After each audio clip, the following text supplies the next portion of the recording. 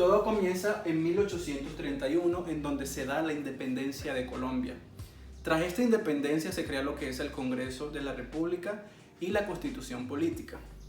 En el Congreso, en 1831, se creó una ley para la creación de un Banco Nacional. Posteriormente a esa fecha, en 1871, se crea el primer banco comercial en Colombia, que se llamó Banco de Bogotá. Y posteriormente a esta creación de bancos se crea en 1873 el segundo banco comercial en Colombia, que se le llamó Banco de Colombia. Hoy en día lo conocemos como Bancolombia. Y a este periodo de años se le llamó periodo de la banca libre. ¿Qué quiere decir el periodo de la banca libre? Quiere decir que estos bancos no disponían de ninguna ley ni restricción por parte del Congreso. Solamente tenían una restricción, que era que cada banco debía tener una reserva en oro para respaldar el banco en caso tal de que haya algún problema financiero. Posteriormente, en 1881 se crea lo que es el Banco Nacional. Tras esta creación del banco se crea una ley en donde este banco tenía la potestad de emitir billetes y además obligaba a los bancos privados o comerciales a circular estos billetes.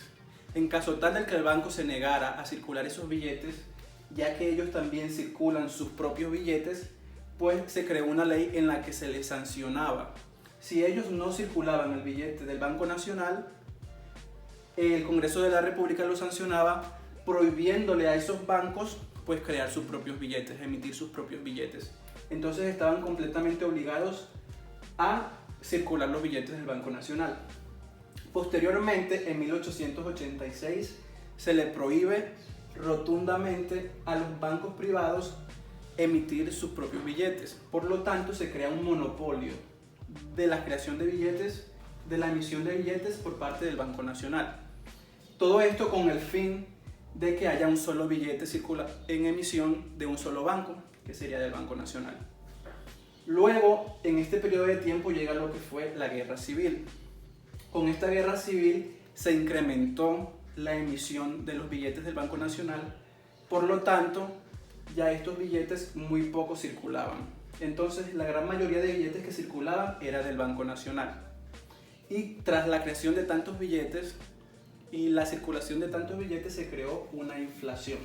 En 1901 se dio una inflación de 398%.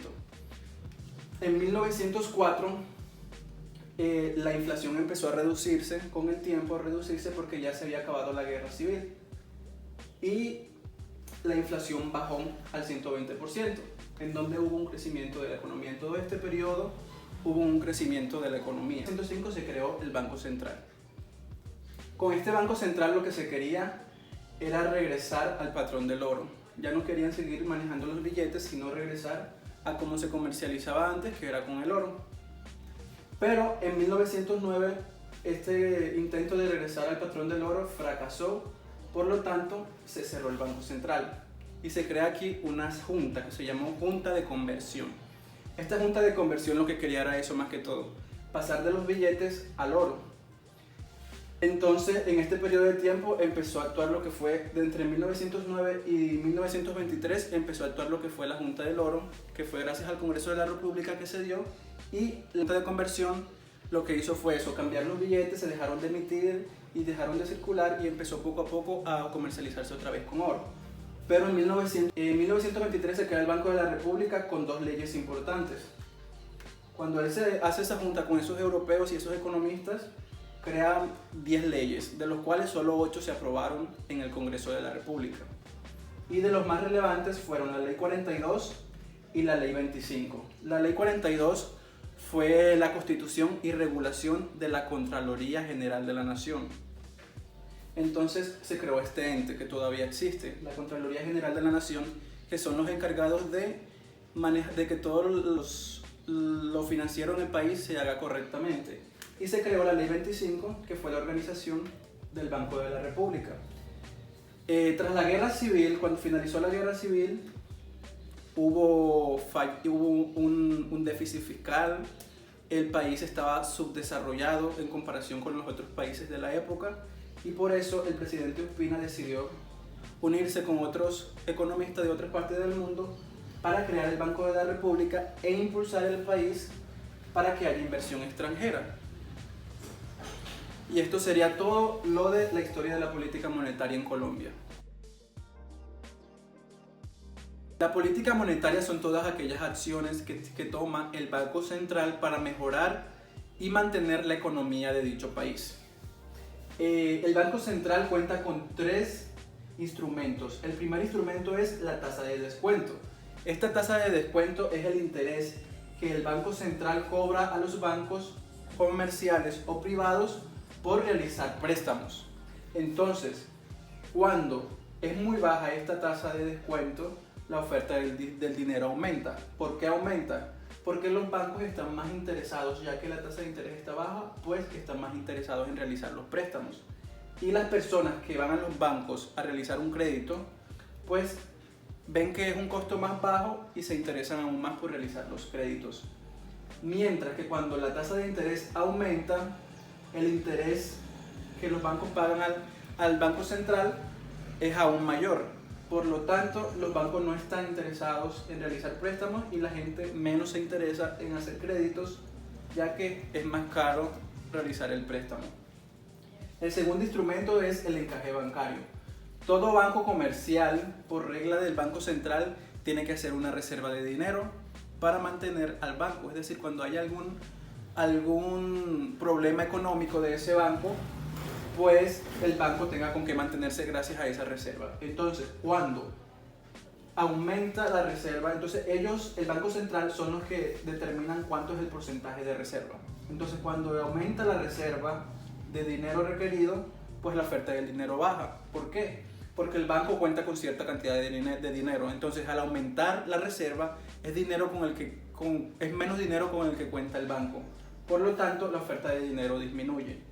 Mientras que cuando disminuye la reserva, el banco agarra esa parte de la reserva que ya no se va a utilizar como reserva y la va a agarrar para invertirla.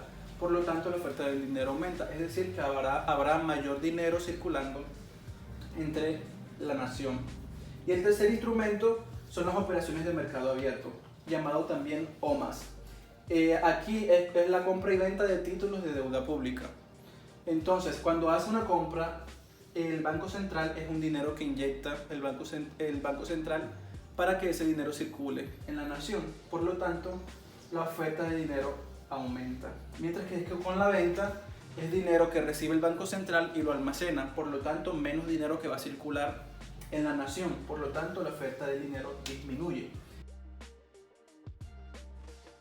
Hay ciertos objetivos que tiene la política monetaria y entre los principales pues es mantener estable la economía y tomar acciones para mejorar la economía del país. Tenemos 2 casos, que es la inflación y la deflación.